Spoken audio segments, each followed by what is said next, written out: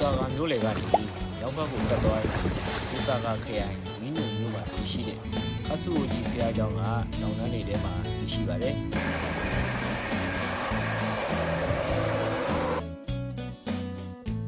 တွားရတာအနေနဲ့ခက်ခဲပေမဲ့ခက်ခဲသလောက်လဲအနိုင်ရတယ်ဆူတောင်းပြည့်တယ်ဆိုပြီးတော့နာမည်ကြီးပြီးလူသိများတဲ့ဖျားเจ้าလည်းဖြစ်ပါတယ်လွန်ခဲ့တဲ့နှစ်ပေါင်း1300လောက်တည်းကတည်ထားခဲ့ပါတယ်ထူးခြားဆုံးအချက်ကတော့ဖျားเจ้าရဲ့နေရာအနှံ့မှာရှိနေတဲ့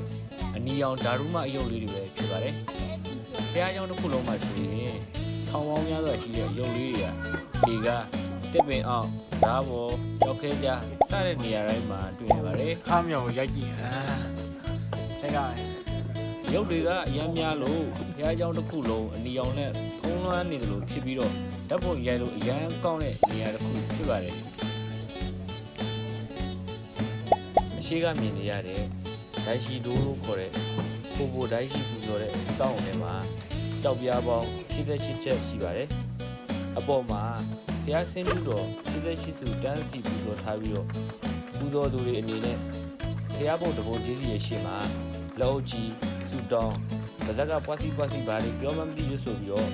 ကြောက်ပြားကိုတစ်ချက်ချင်းနင်းသွားတာတွေ့ရပါတယ်။ကိုစီကတော့ဘာယောကမှမသိရနဲ့ကြောက်ပြားပဲနင်းလာခဲ့လိုက်ပါတယ်။အဲဒီလိုကြောက်ပြားနဲ့ဆူတောင်းတာတွေကိုတော့အိုဆူနာဖူမီလို့ခေါ်ပြီးမြန်မာလိုဆိုရင်ပဲနင်းမှုတော်ခြင်းလို့ပြောကြပါတယ်။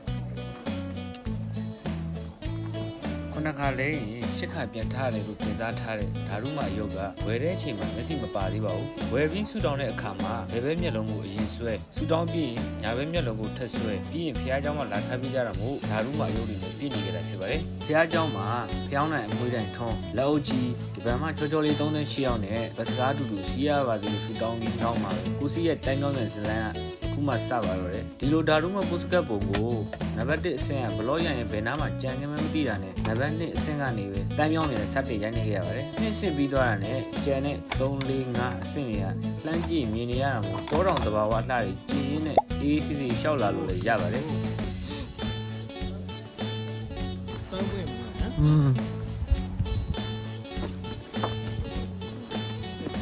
တက်ကအောက်မှာအချိန်ရလို့သွားပြမဲ့ဆိုရင်ချယ်တီပန်းပွင့်တဲ့အချိန်မိုးမီကြီးပွင့်တဲ့အချိန်ကိုသွားနိုင်ရင်ပူလှပါပြီးတော့ပူပြေးတုံနေမှာပဲဖြစ်ပါတယ်။ဆောင်းတွင်းသွားမဲ့ဆိုရင်တော့အနွေးတဲ့တူသွားတာပူကောင်းပါတယ်။ပူစီကတော့အနွေးတဲ့တစ်ထည်တည်းပါသွားလို့တော်တော်လေးကမှကြုတ်ထွက်လာခဲ့ပါတယ်။နောက်တစ်ခုကတော့နောက်ဆုံးပတ်စကားချိန်ကိုသတိထားပါ။ပတ်စကားချိန်ကိုသတိမရရင်တော့ကျွန်တော်တို့ပဲပတ်စကားမှာလွဲခဲ့တာလဲဆိုတာတွေပါဖြစ်လာနိုင်ပါတယ်။မဖြစ်မနေယူသွားရမယ့်ပစ္စည်းလို့ဆိုရင်တော့လမ်းလျှောက်ဖို့တက်တောက်တက်တာဖြစ်စေတဲ့အနေမျိုးဒီနဲ့အစာပြေစားဖို့အတွက်အစားအစာနည်းနည်းနောက်ပြီးတောင်းပေါ်မှာရာသီဥတုကသူမလိုပဲပြောင်းလဲလွယ်တာမို့ဘိုးကဖြစ်ဖြစ်ထီးဖြစ်ဖြစ်ဆောင်းနှင်းသွားမယ်ဆိုရင်တော့ကိုယ်ကိုနွေးတဲ့ပေးနိုင်မှာကိုဟမ်ရှင်နွေးတဲ့ဝတ်သွား